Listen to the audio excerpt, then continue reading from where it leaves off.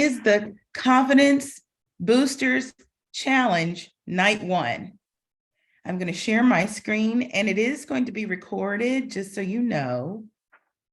And while I'm pulling up the slides, I would love for you ladies to take a little time and introduce yourselves to one another. Who wants to start?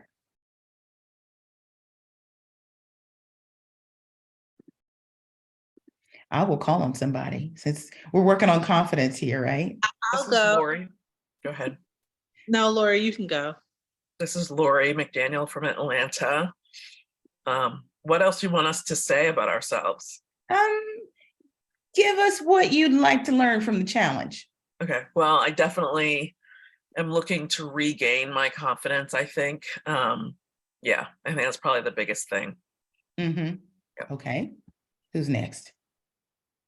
I'll go. This is Chanel Davis. I'm in the Dallas-Fort Worth area. Sorry, I've transitioned from workwear to gym wear as well. You're good.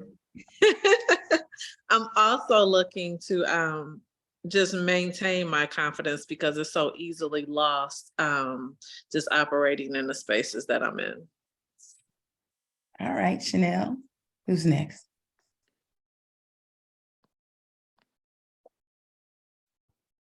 I'll go. This is Jenny.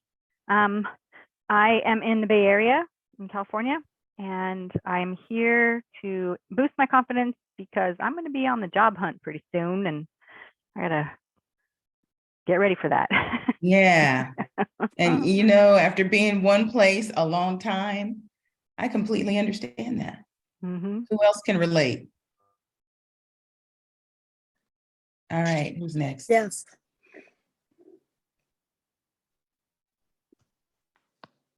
Who wants to go next? Whoever. Yeah, this is Keisha. I can go next. Oh, Keisha, go ahead.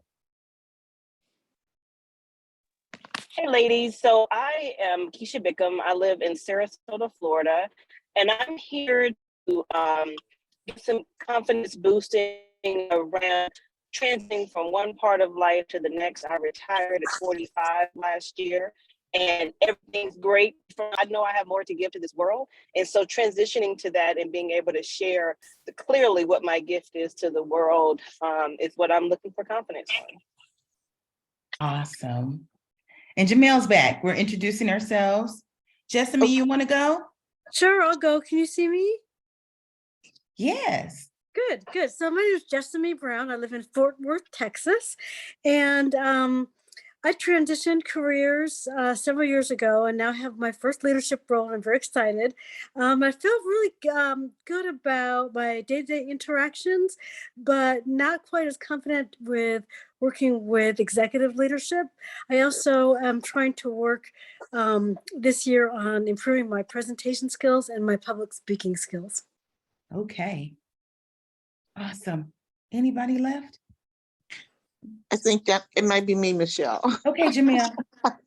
So yeah, my story is kind of the same, right? So I'm just outstanding, one-on-one, but surprisingly enough, I am having trouble at that higher echelon of leadership. So the higher I go, I just seem to just have some new difficulties, and I'm not sure. It's a new hurdle that has shown up, and I'm looking to identify the triggers and looking to conquer, because I definitely can't have that. Awesome. Well, it sounds like you ladies have a few things in common, and I hope that you will get to know one another. The reason why you had to join SlayNet in order to get involved in this is because I am a big proponent of creating community. And some of you ladies have seen some of you ladies before, others of you are brand new. So this is your opportunity to not just communicate with me online, but also to communicate with your sisters. And you can do that. There is a chat function on SlayNet where you can direct message someone if you want to reach them. If later on in the challenge, you guys decide that you want to exchange numbers, that's totally up to you. But just know that you can post on the wall on SlayNet. I'm not the only one that's supposed to be doing that. But in one of the assignments actually ask you to do that to get you going and interact with one another that way. So welcome to the Confidence Boosters Challenge. And this is something that kind of was heavy on my heart for a while. And I just delivered a module to the SOAR Women's Leadership Academy, which is a part of my coaching and facilitation and consulting business. And it was on bossing up and pushing through fear to confidence. And there's some of those elements that you're going to see in this challenge. And I thought, you know what, we need to take this to a broader audience and see how it helps them as well, especially as women in male-dominated spaces. And some of us who happen to check other boxes too, find ourselves in situations where we might ordinarily have the confidence, but for some reason we tamp down, and we'll find out why as we go along. Okay, well, if you're not confident, chances are you're fearful, and that's okay. Let me tell you why. Fear is natural. Fear is vital, but we have to learn how to deal with it. The thing is that we are hardwired as human beings to have fear as a tool. If we can shift our mindsets about what fear actually is, we can get one more step towards courage and bravery, and therefore confidence. Fear is normal. And the way we know this is neuroscience shows us that we were hardwired with two different, at least, reactions when something comes our way that presents danger. So imagine, if you will, if you were in the year, 500 and something BC, naked and afraid, with your young in the bush, and your husband is out there, hunting and gathering, but you're alone. And you hear a rustle in the bush. What do? Anyone can shout it out. Run. You run, okay. So Jessamy runs. Anybody else have ideas? What do? I might listen more closely to see what it is. Okay, all right. Okay, Lori's gonna listen a little bit more. But after you've listened and you know it's dangerous, what do? Run. Run, okay. Exactly, respond, right. Mhm. Respond. Anyone else have another reaction?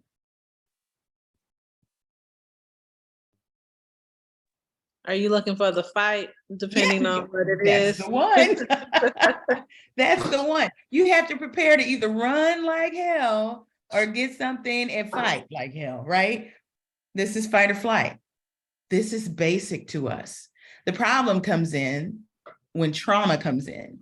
If we have been traumatized as a result of that fear in the past, chances are in the future, we're going to be on the lookout for that trauma.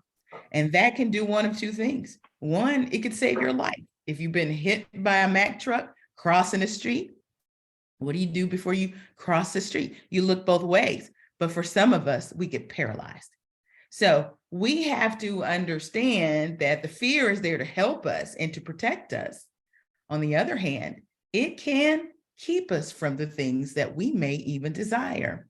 So we have to learn to deal with it. And one of the secrets that I like to share with folks is that the word fearless really is a misnomer.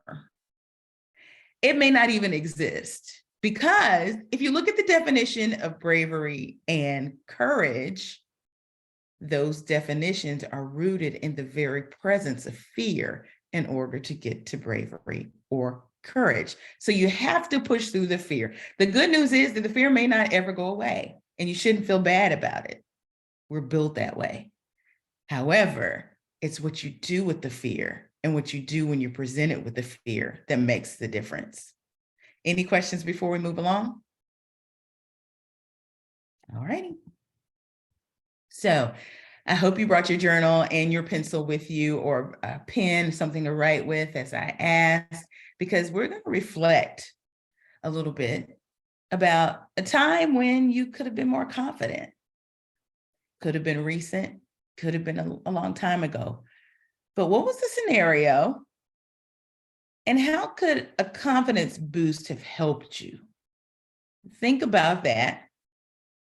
And we're going to do the red team exercise where you think about it first, You write about it next, and then you share. And I'll tell you why we do that in a bit. Just take a moment to think of a time when you could have used more confidence. What was the scenario? How could confidence have helped you a little bit more or to succeed?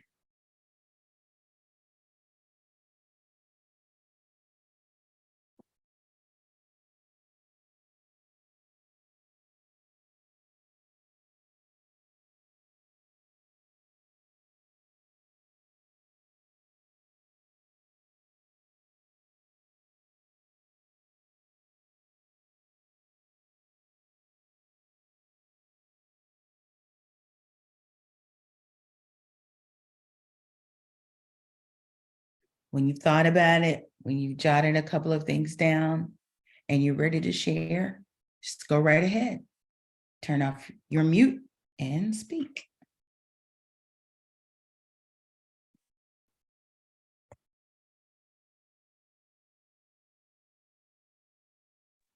I can go. This is just me. Okay, Jessamy. So a couple months ago, I was asked to give a speech in front of some leaders, some city leaders, and some executives from around Fort Worth. And I was kind of told to do this. So I wrote the speech and I gave the speech, but I really didn't sleep the night before.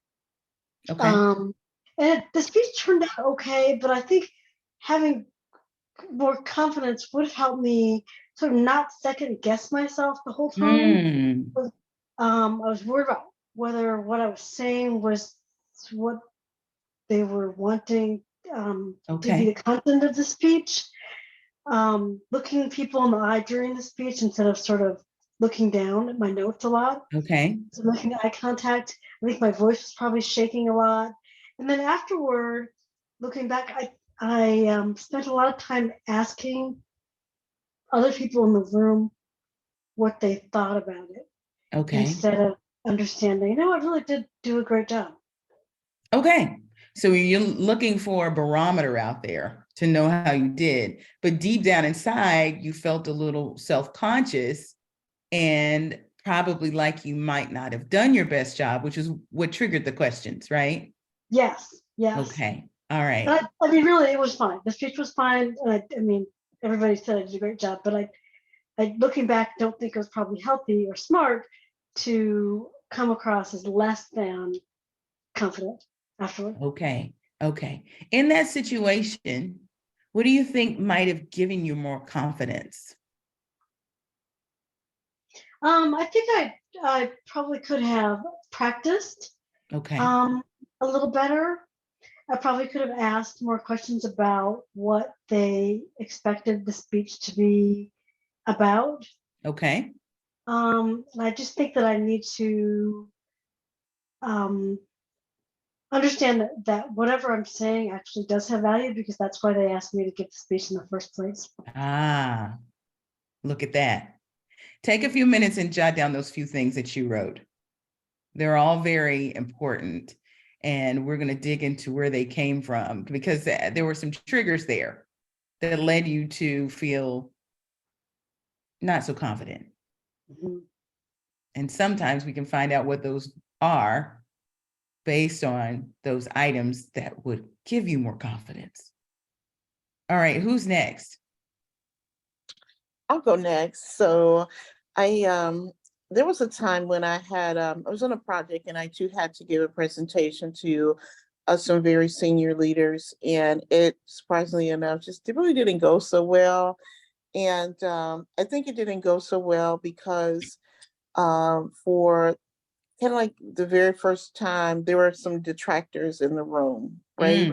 And so that was very new for me. I'm just used to people being very open to my brand, very accepting to my brand.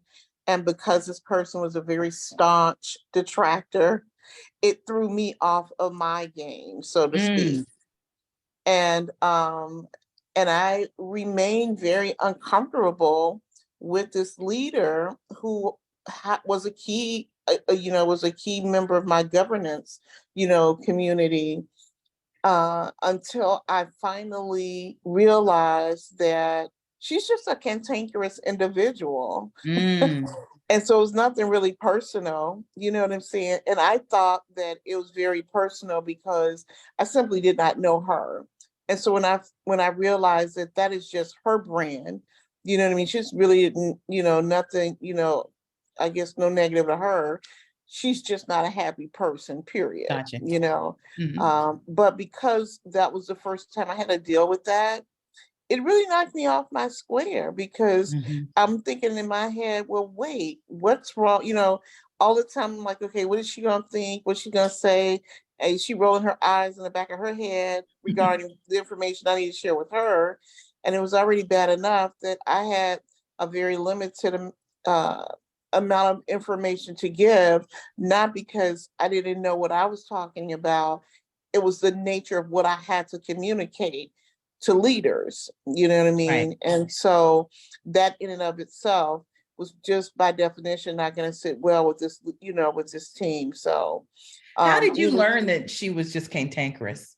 How did you over discover time, that? she's on my team week over week over week, and I watched how she dealt with everybody around the room. Mhm, And so I quickly learned that it was nothing personal. It was mhm. just the way in which she dealt with people, just Okay. in general. And even on days when she was happy, that was just her normal MO. Okay. Well, and outside of Miss Cantankerous, you felt that there were some detractors in the room. Only her. Yeah. It's the only one.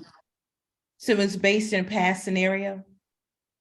How did I'm you know sorry. that they were detractors? How did I know? Mhm. Just her comments. You know what I mean? Like Is she this would just. outside of Miss Cantankerous or is this Miss Oh, Cantankerous? that's just Miss Cantankerous. She was just kind Okay. of like the only one. Is You know, there, she was the only one, everybody else was fine? Yeah, everybody else was fine. Okay. Yeah. And that's why she threw me off of my square because, I felt like, she was, problematic for me. I felt like, it was just her. And she made me uncomfortable. Okay. So hindsight is 2020. What could you have done going into that room or once you were in the room and you met with someone else that you felt was a detractor? What could you say to yourself to still Just do stay with my your own excellent brand. work? Just stay with my own brand. And it really doesn't matter because my job is to communicate my message and leave it there, right? Okay. It's not really to win people over, it's to communicate. It's very binary. It's to communicate information. So when that triggered you, let's say you're in the moment, you're presenting and you look around and she's rolling her eyes up in her head somewhere. Correct. What were some of the triggers that caused you to get off your game? And when you got off your game, how did you get off your game? I started to, first of all, it was very physical, because there was a change in my tonality. So no longer was my voice very even and very, and so I had, the different levels and engaging, in terms of being a very effective communicator. It was kind of iffy. And so I began to rethink, well, gee, am I not sure about what the message I'm communicating, instead of just understanding there's nothing wrong with my message nor my messaging. It's just the way she's just receiving. And whatever it is, it's on her side of the communication process. It's really not on mine. But it sounds like that's very hard to process in the moment. It was. Yeah. Yeah. Because at the end of the day, it's my brand that got compromised. She's already just a cantankerous person. I'm not. So my brand got compromised that day. And it took me a little while before I knew that. It sounds like to me, whether this lady was cantankerous or just rude, you still need to figure out when you come upon a spirit like that, how to just push forward. Because it impacted you physically. It impacted your voice. It impacted your game. It did. Right. It did. And I figured that I figured it out. It doesn't really matter what other people are doing on their side. My job is messaging, right? Okay. Okay. And I have to deliver the message and leave it there. And it's their job to receive it and do whatever it is they want to do with it. You summarized that very well, Jamel. Why don't you write that down? Okay, I'll do that. Thank you. Okay. Who's next?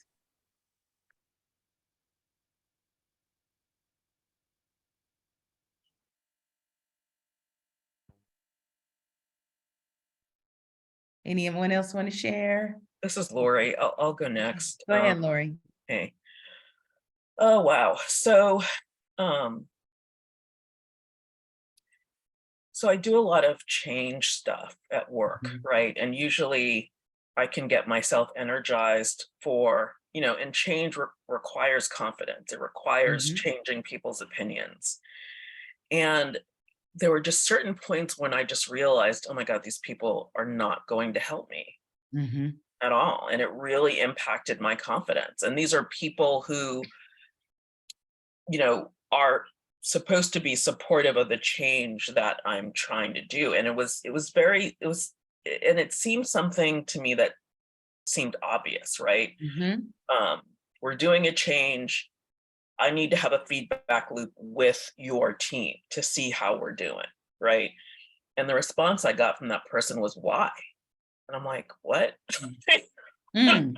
What? Like, we're Right. supposed, how do we improve? How do we continuously improve unless we have this handoff and feedback loop, right? Mhm. And so, and what's interesting is that, one of the first things that we identified in terms of our work being carried forward is that, people were making stuff up, not based on what we had done, right? And what's I think that, I mean, hindsight is 2020, but I had a really difficult time figuring out how to engage that person to say, I mean, like so I guess what happens when things seem obvious to me, Mhm. right? Like, and obvious, I think in most business scenarios, and I hear someone say something that is just not helpful, I kind of shut down, Yeah. and I'm just like, and yeah, so I think that those types of things really, and if at least for this particular example, I just didn't have the energy anymore to deal with something that was, it seemed so obvious to me. So I just tried to work around it. And I brought data to the table that said, look, this is where things are falling off. You guys need to pay attention to what we're doing, because you're measuring these things, and I can tell you, you're the root cause of a Mhm. lot of these issues. But I don't, So let me see, Lori, because what I heard you say mhm. was initially you need to rebuild your confidence. But what I heard in that situation was that you were confident in what you were doing. Someone raised a weird question and you experienced a degree of fatigue. Yes. Yep.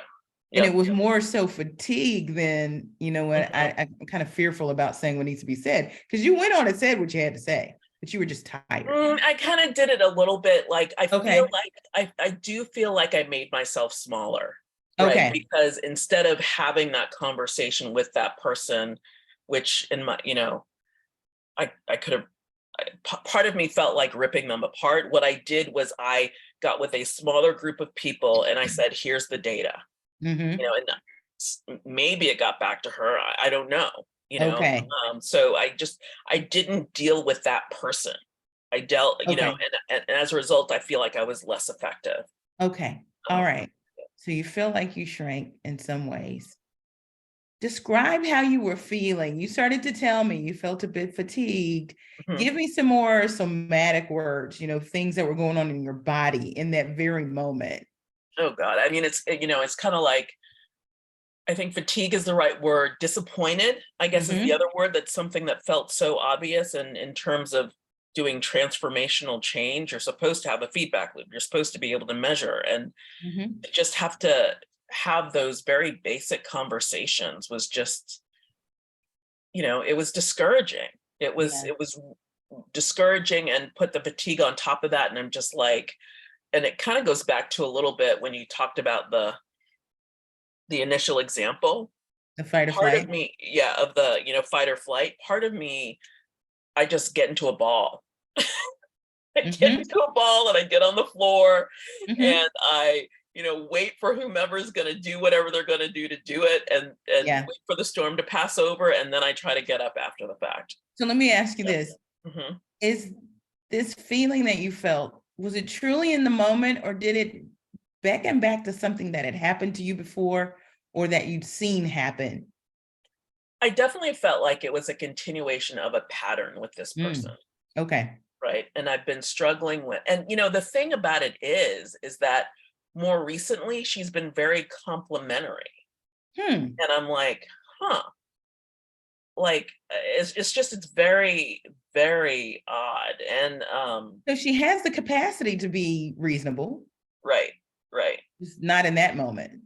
Just not in that moment. And I would say there had been like a pattern even before then, and I've always dealt with skeptics, right?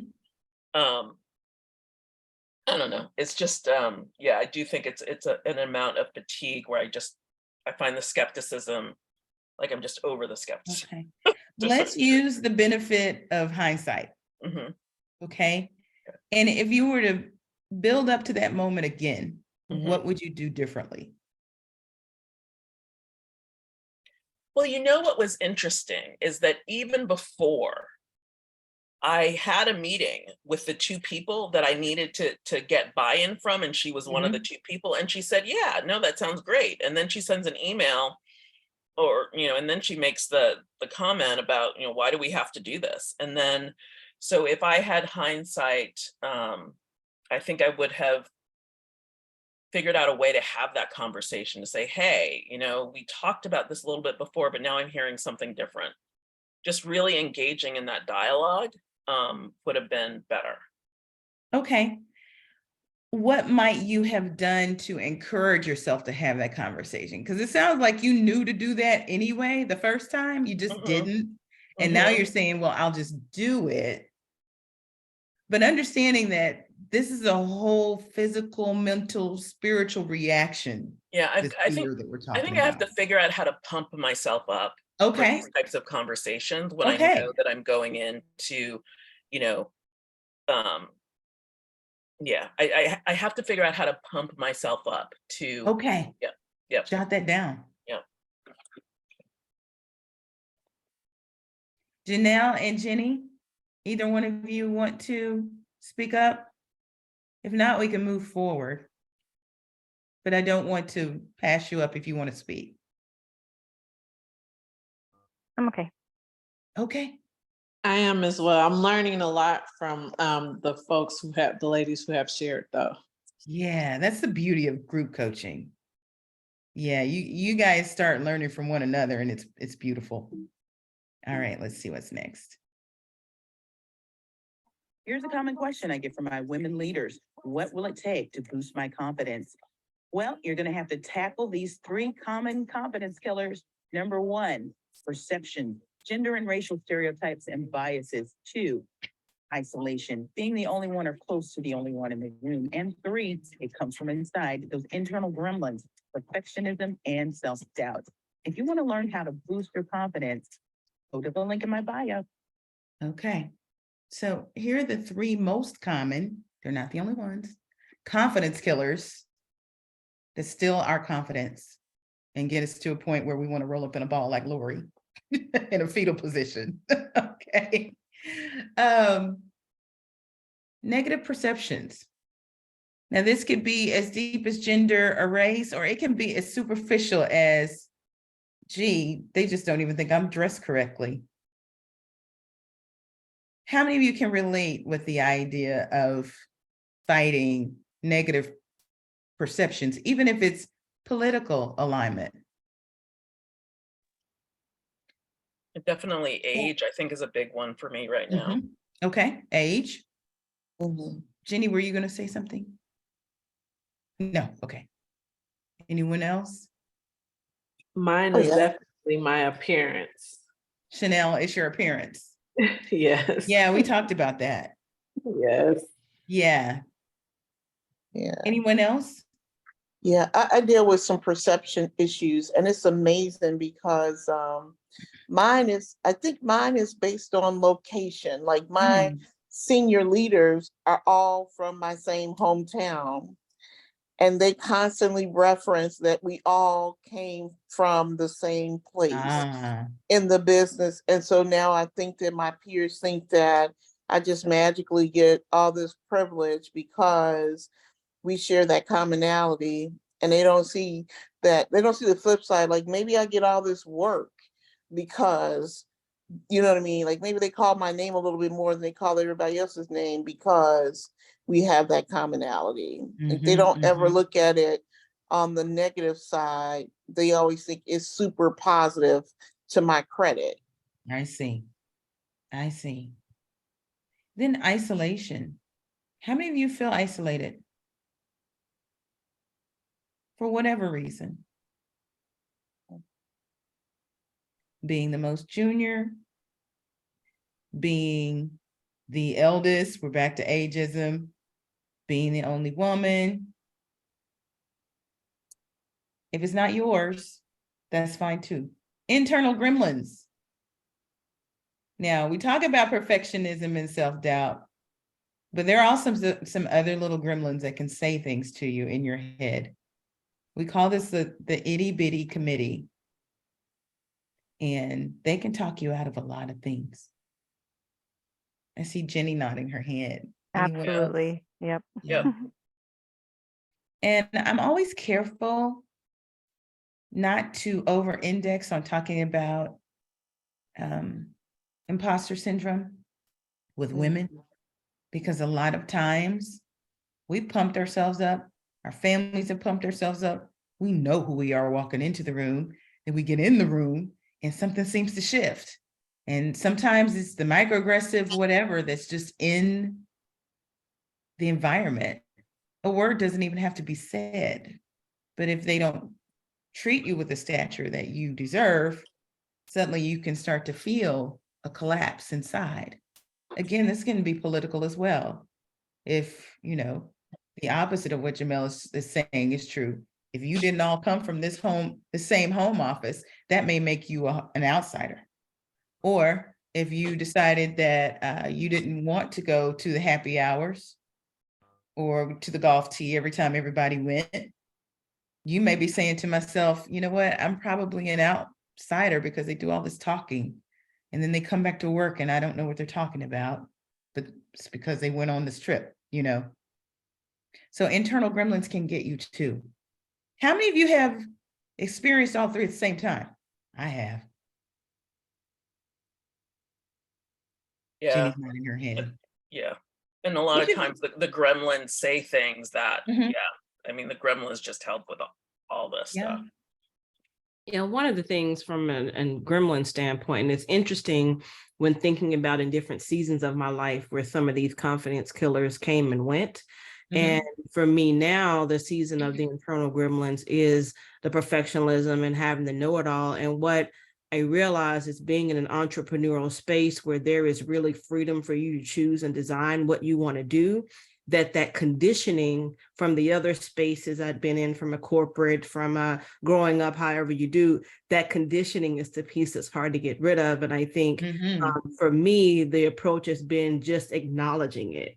And like have a conversation when I acknowledge it and I'm like, okay, and I'm not even judging myself as saying that's stupid, that's unrealistic, blah, blah, blah. I just acknowledge it and say that thought is there and it doesn't have to be true. And so connecting that logic is one piece, and then the other piece is connecting the heart to believe it. And so that internal gremlin piece is one that I'm very familiar with.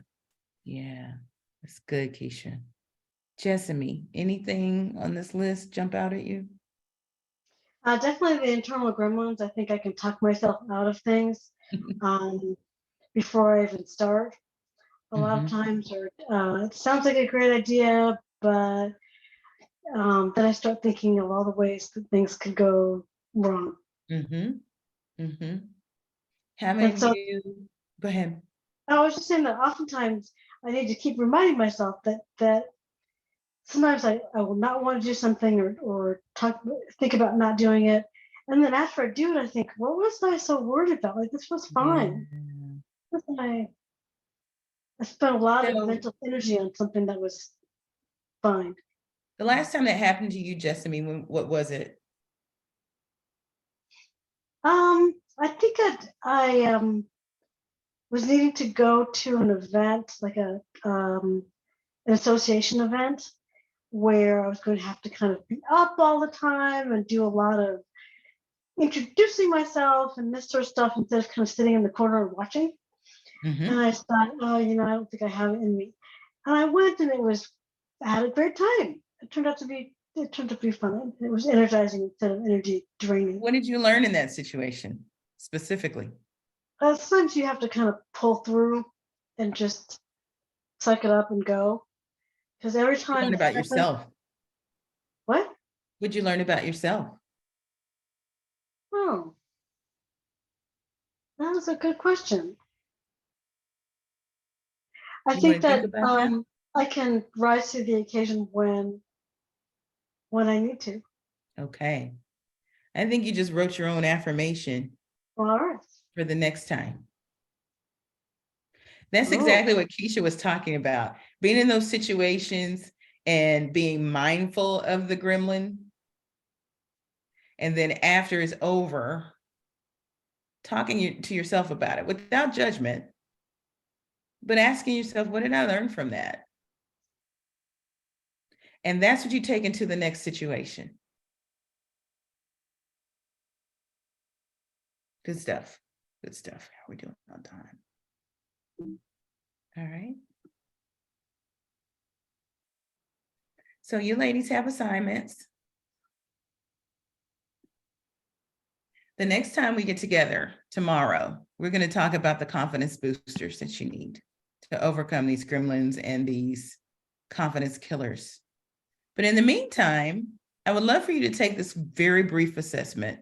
It's probably just 12 questions. It is standard in psychology, and it's around self-esteem. And it's a part of a study. It's called the Rosenberg Self-Esteem Assessment. You can opt into the study or out of the study, and all that means is that they might take your data and aggregate it as they're doing their research.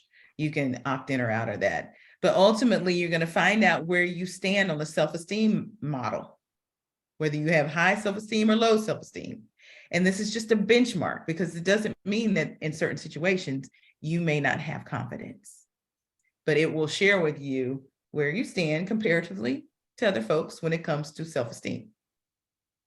The second thing I'd like for you to do, and Chanel, you've already worked on this, but there's a role model confidence booster tool that I'd love for you to look at and work through, because one of the ways that we boost our confidence is to look at the folks who are actually modeling the behavior that we'd like to have. So take a little time and work through that. And what I'd love for you ladies to do is something interesting that you learned about yourself during this exercise, both the self-esteem assessment or the role model confidence booster, and share with us on the wall on Slaynet. And you ladies, please, pump everybody up, give them a thumbs up, respond, give them some insight based on what you're seeing, because you want somebody to do that for you too. And then come tomorrow prepared to talk about what you learned about yourself. And in the meantime, what I'd like to do is throw a question out to you from the Confidence Booster tool. As you're thinking of people that have made an impact in your life, whether you know them or not, because there's some people that you can look up to and never ever know them, but you've watched them, or people that you do know very, very well that model the kind of boss you want to be. And when I say boss, I'm not just talking about, I want to be this kind of manager. I'm talking about being, a confident leader. Who comes to mind?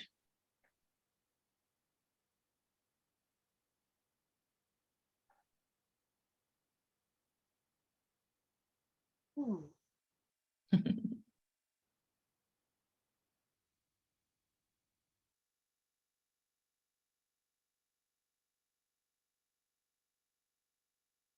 I think I start to get into the perfectionist trap. I'm like, Really? no, I can't think. I mean, the first name that came up to me, to be honest with you, was like Gandalf. Oh, wow. Okay, You talk know? about this. Lord of the Rings. Lord I of the can Rings. roll with that.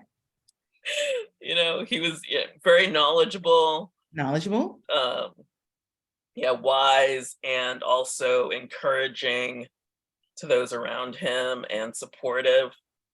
And also willing to, put himself on the line I love to, that. save others. So that's who came up for me, at least I my love first that. thought. How did Gandalf model confidence? Confidence or competence? Confidence. Okay, how did he model confidence? It Think depends about upon that? which Gandalf we're talking about. So if we're talking about Gandalf the White, he was on that horse. Yeah, okay, Right? so Gandalf the White, wasn't he in the first movie? I don't know which one he was in. Okay. He came, yeah, because originally Gandalf, he had on like a brown cloak and Sure. Mhm. and he was just more I don't know what the word I'm looking for, but I think it was actually after he died or he was killed. Sure. He became Gandalf the White. Yeah. And he had that horse and the staff, and he was very Kind of like Luke Skywalker after he died and Yoda. Exactly. And showing up. Right. Yeah. Just seemed like he kind of knew himself better. Mhm. He's kind of, So there was a degree of self-awareness. yeah. Mm-hmm. Jot that down. Mm-hmm. That's something that we can aspire to. Jenny? I thought of Angela Baskerville. Do you know Angela Oh, yes. from AT&T? Yes. Diva. She's amazing. She can speak to anyone and she just exudes confidence. She just Yes. is so awesome. So let's dig into that a little bit more. Okay. What have you noticed about her? Where do you think that confidence comes from? She knows herself. She knows Okay. she knows her skills. She knows what she brings to the table. She knows she's right up there with everybody else. Okay. I don't She think she knows her feels like value. she's, yes. Yeah. Good lady right there. Mm-hmm. I think a few of us know who that is on the call. Okay. Keisha. Yeah, for me, the first things that came to mind are the Oprah Michelle, and I'm like, okay, yeah, that's cheesy, but it's true. But No, then it's not. but here's the other thing that came to me that I have been sitting with probably for the last 3 or 4 months is the 19-year-old version of me who didn't know why or what to be scared of. So when I was a kid, like, you couldn't tell me anything. Like I was meant to break rules, and I wasn't a bad kid. I was a nerd, I was a smart kid. I did all the right things, and I didn't get in trouble. But I also had this level of audacity where you tell me no, I figured it out. And I was in every space I was in. And I remember that from a financial standpoint and my friends would tell me, you always had money. And it's like, yeah, because I knew if I had some change, the option of hearing no from my single mom was lessened. And so it was a strategy, right? I didn't know it at the time, but it was. And so when I think about my 19-year-old self who would not accept no and who could bob and weave and who wasn't scared of going and finding another path and had the evidence to know I could make it happen, like that's my role model. And so getting reconnected to that person at my old age self, my old lady self. I love that. Really, that's where I am. Well, let's dig into that a little bit. What caused your 19-year-old self to have it seemed like reckless abandon, but it got you places.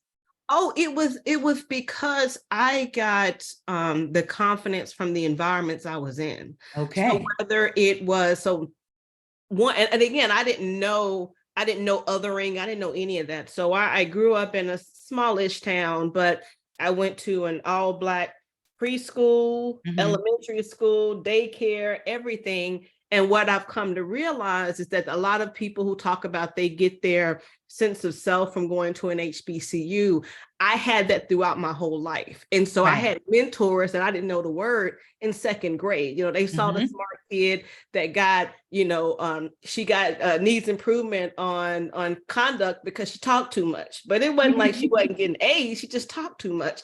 Oh, And so yeah. I think a lot of that was that I had people pouring into me very early that gave me that safety, that my grandmother gave me that safety, that you good, you were a good kid, and Yes. you can do things. And So you so were centered, it was clear. and nobody was there. There were no microaggressive anythings in It was the clear. environment, nothing. So what's the lesson there? What can you do?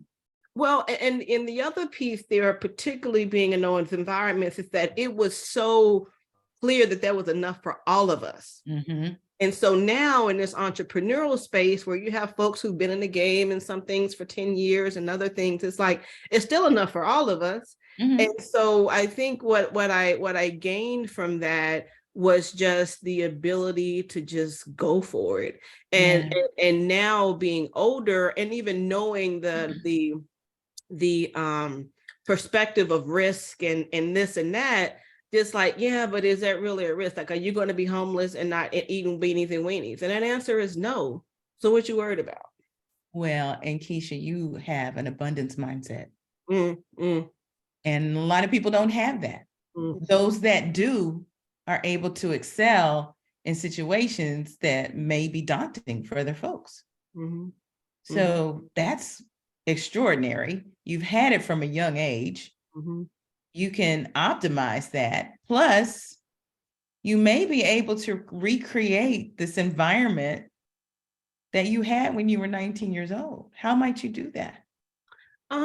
That's a really good question. I think it's thinking about what was that environment that created that community. Mhm.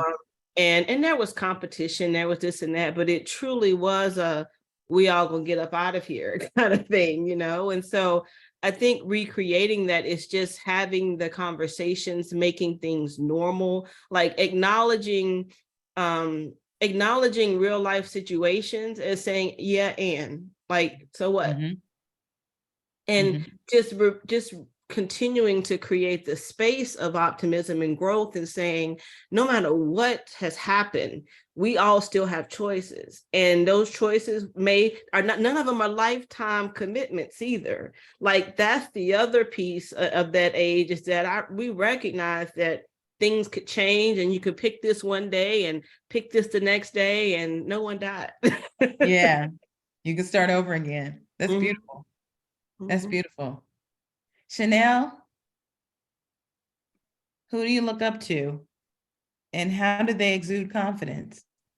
Yeah, so I did have an opportunity to do this already, as Michelle said. Mhm. So for me, it's the Thunder Brown Duckett, and everything. She's the CEO of Tia Craft, and she is just amazing. She leans into who she is, her faith.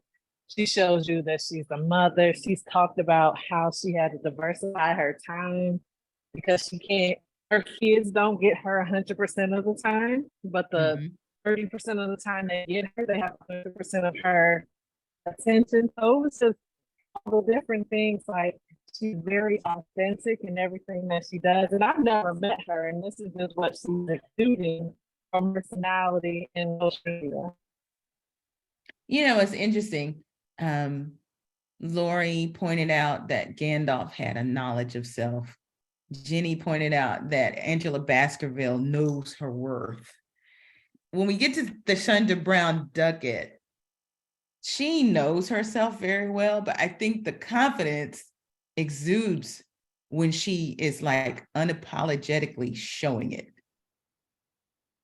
because just following her news feed on Instagram, I don't know her either. But what I can tell you is she's not afraid of anything. At least it doesn't seem that way. Like I said, fearless is not a word, but she pushes through no matter what. And you're going to get the real Thasunda. That's brave. That's really brave. It could be argued that once you get to that level, you can't do that, but she didn't just start. That's what I've noticed about a lot of leaders that are unapologetically themselves. They don't just start when they get to the top. They start from the beginning. If you look at many of their stories. Jessamy, how about you? I'm finding this whole conversation really amazing, and this whole part about having an abundance mindset and thinking that I think I switched somewhere into a scarcity mindset, and I think some of that has been microaggressions and other things that happened at work. But we have to think about this later when we get off the call. Yeah. I did think about a leader. I won't mention her name, but I was thinking about some of the characteristics that made me feel like she was modeling confidence. And a couple of them are being upbeat and enthusiastic, so that this is the person you want to be with, right? That you feel better after an interaction with this person. This person embraced her mission. So whatever it is that she's full in, she's asking you to do something, it's because she fully believes that you can do it and you ought to do it. It's the right thing to do. She's not trying to tug you into doing something that is BS, right? Right. Interested in learning and interested in people. We've all met people who not only do they remember your name, but they remember something that you've talked to them about. That's always wonderful. And then the last thing is this person tells the truth. And so people believe her. So she was able to get buy-in because when she spoke, it was because she had something to say and not because she was just sort of yakking away so that she could hear herself speak. And so when she chose to speak in a meeting or whatever, people paid attention because it was something that was going to add value to the conversation. I love that. There's bravery. There were a couple of things, as you said, you made a big long list, but the two that jumped out at me, the first thing you said was someone who's upbeat and positive and you want to be around them. Yeah. How many of you know to be true that to be positive, even just in this world, is an act of bravery, especially when everything seems negative? Yes.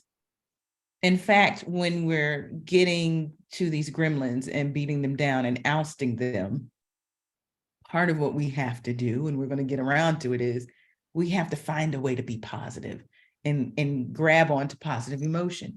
That is an act of defiance, especially when you understand back what we said about fear. Fear is that innate something that we have that allows us as humans to naturally veer to the negative. So when you consider that our baseline is negative as people, and then you decide to be positive, that's courage. That's courage. That's courage. So that was wonderful. You named a lot of things, but that last thing that you mentioned, truth teller. Love it. Because we are all in rooms and we are all in environments where the yappity yap that doesn't really have much to it can get rewarded, can get elevated. Cultures and environments may, even promote it. But for someone to just cut through that with the truth, that's rare.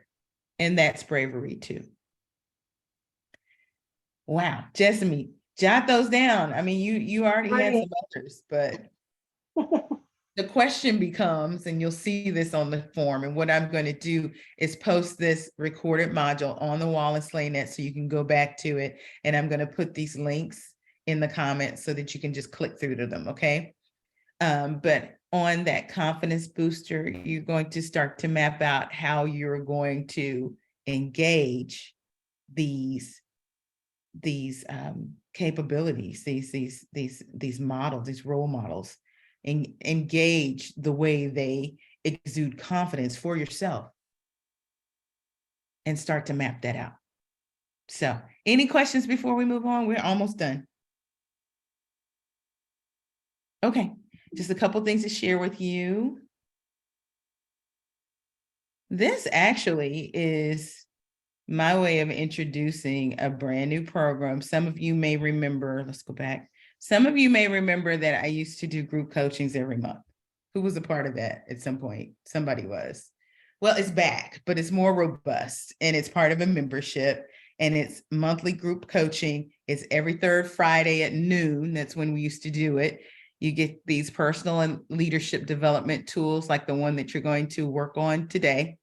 You're going to have once weekly coaching questions and journaling. So we're going to have our own little spot on SlayNet. You'll see it. It's already over there. It's called The Circle. It's under Tribes. But once weekly, you're going to get a journaling question, just like you've done today. I pose the question, we think about it, we chat it up in that space, in that tribe. And then once quarterly, we're going to do a virtual meetup, mocktails, cocktails, whichever you want to. And it's really going to be about community building and networking and just fun. So anyway, it's $49.99 a month, which is dirt cheap.